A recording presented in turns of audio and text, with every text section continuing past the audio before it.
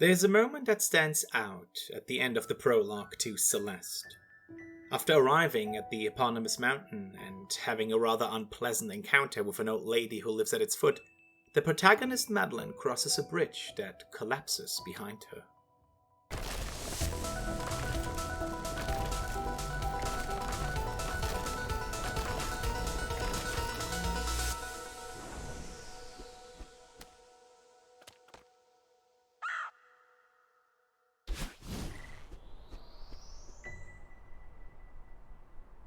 This moment is interesting for several reasons, but chief among them for the sake of this video is how it connects to what brought Madeline to the mountain in the first place.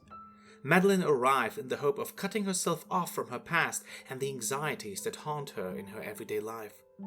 As she states much later, in a conversation with the traveling photographer Theo at the beginning of chapter 6, her brain fixates on these stupid things that happened forever ago.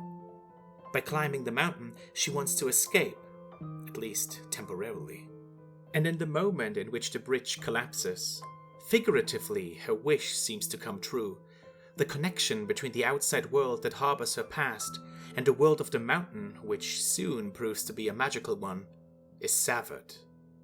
The scene that plays out in the opening minutes of Celeste could suggest that its narrative seeks to distance itself from the past, maybe even reject it. And by extension, this could close off any possibility of viewing the past in a nostalgic light. But of course, this story does not end with its prologue, and in the chapters that follow, it becomes clear that Celeste's take on nostalgia is more complex. In fact, even this early on, a desire to connect the experience of Celeste to the past is obvious. Although it was originally released in 2018, its visual presentation is reminiscent of titles from the early 1990s, an era in video gaming that Celeste in several ways actively seeks to emulate. While there are different ways in which Celeste talks about the past and addresses nostalgia, such as Theo's aesthetic interest in the mountain and his wish to tread in his grandfather's steps, or the old lady's occasional attempts at gatekeeping, in this short video, I would like to focus on the nostalgia found in Madeline's journey. For this, I would like to discuss how the narrative of Celeste carries and works through the nostalgia evoked by its presentation, and how it ultimately attempts to find a balance between the past and the present that may help ensure a more fulfilling future for its protagonist.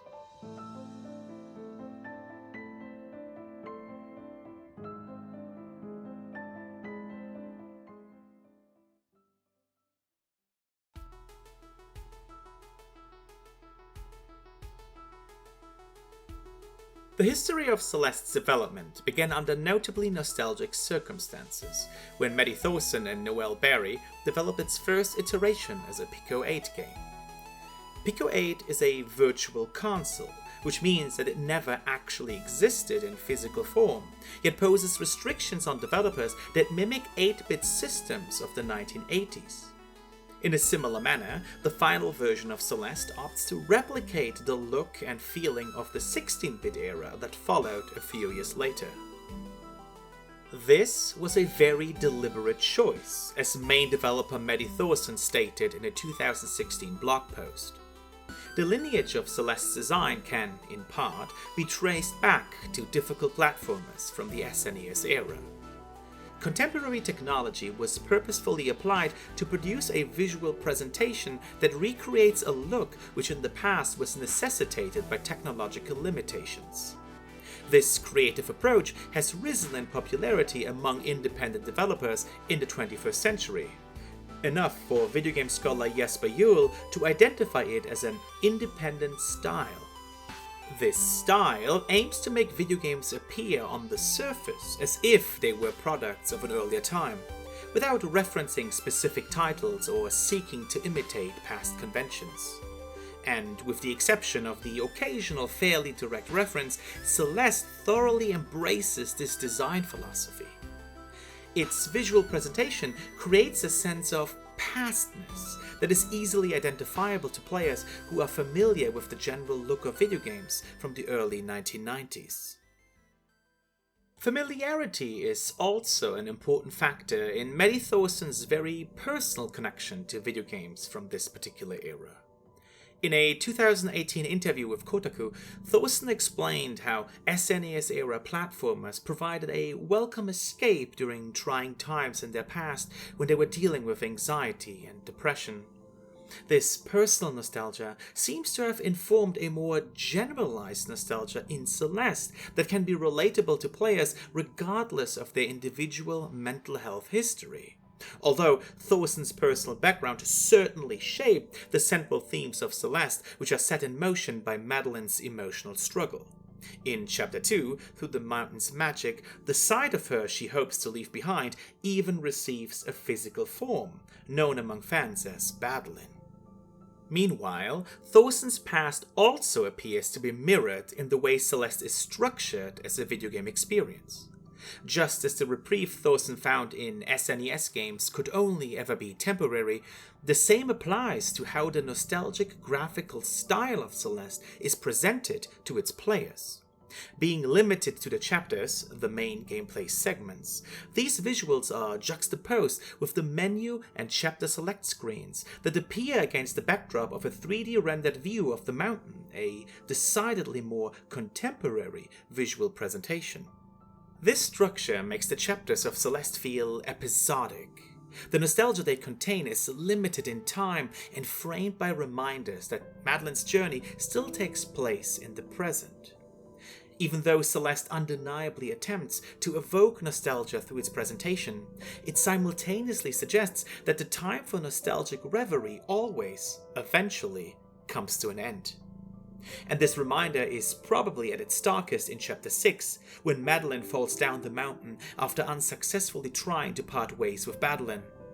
The only time a chapter is briefly interrupted by the view of the 3D rendered version of Mount Celeste.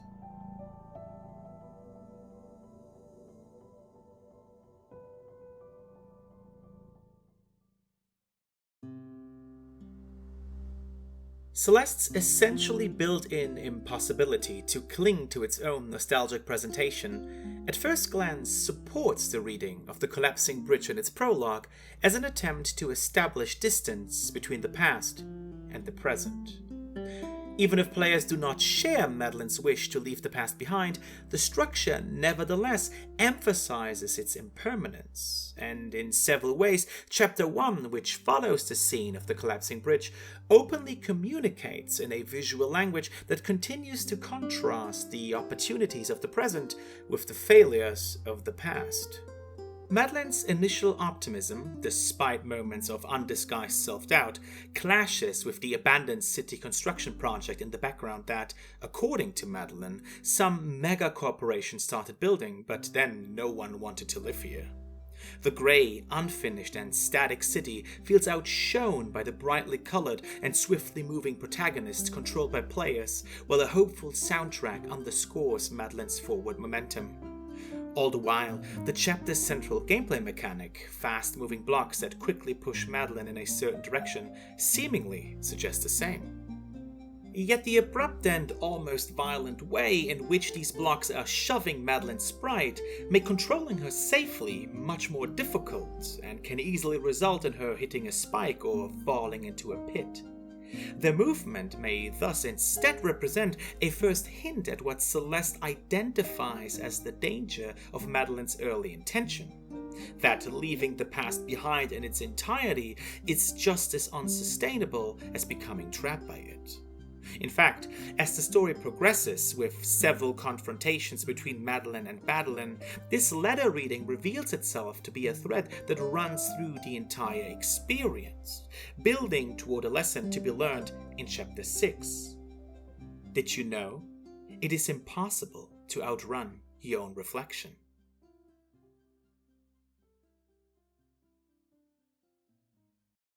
Finding encouragement in a campfire conversation with Theo, Madeline confronts Madeline late at night, stating her wish to set Madeline free because she is everything Madeline needs to leave behind, the side of her that is cruel, paranoid, controlling.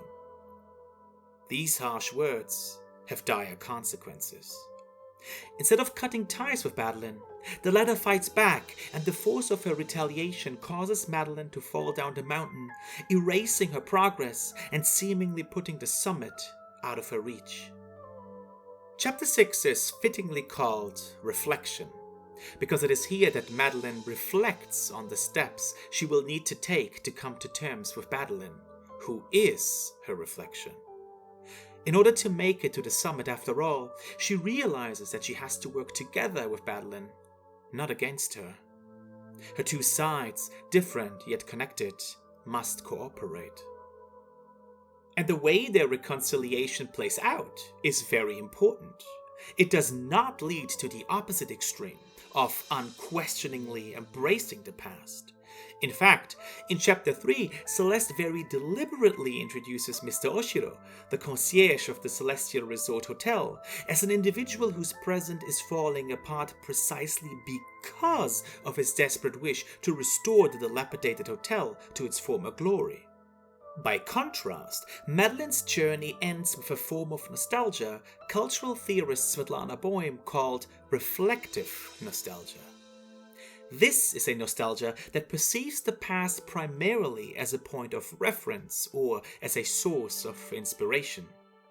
It evaluates each aspect of the past based on how relevant it is to the here and now. And it tries to find the right balance by looking both ways, toward the past and the future.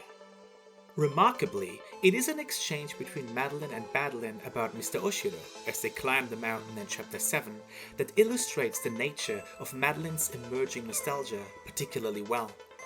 Remembering how Oshiro turned into a literal monster after Madeline lashed out at him, Madeline wonders aloud if he is alright.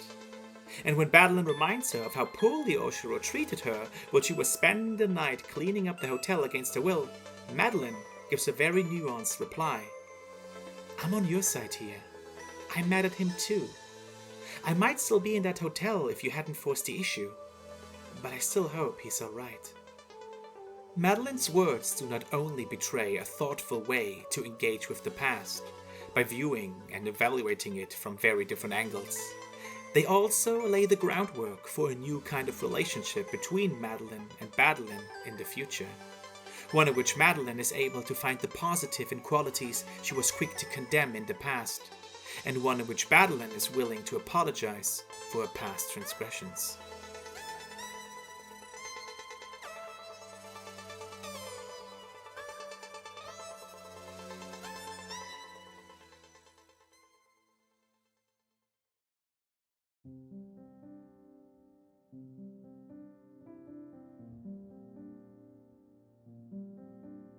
While Celeste certainly wears its nostalgic inspiration on its sleeve, as its visual presentation is undeniably shaped by a look that is strongly associated with a different time, Madeline's story seems intent on earning this nostalgia and portraying it as a reflective force. What could have been an uncritical endorsement of nostalgic sentiments thus becomes an experience that is selectively nostalgic, that allows itself to indulge in this yearning without being consumed by it.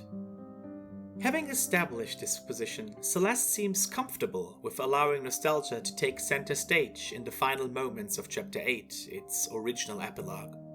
When Madeline returns to Mount Celeste 1 year after the events of the main story, she enters the core of the mountain, seemingly gaining access to what had been at its heart all along, and connecting the narrative to the presentation, a connection Madeline was so keen to cut for the longest time. Madeline floats through what appears to be an endless night sky as she thinks to herself, this is it? This is what's at the center of all of this? It's so empty and vast, yet it feels nostalgic somehow, and peaceful. Studying Madeline's character arc, Celeste feels billed as an active effort to make the best of nostalgia, an emotion that, under many other circumstances, can cause a lot of harm. As social geographer Alistair Barnett phrased it, nostalgia is not necessarily a good thing, but inevitable. And it seems as if Celeste, in a narrative that is ultimately concerned with acceptance and growth, acknowledges this inevitability while searching for a way to accommodate nostalgia in a forward-looking manner.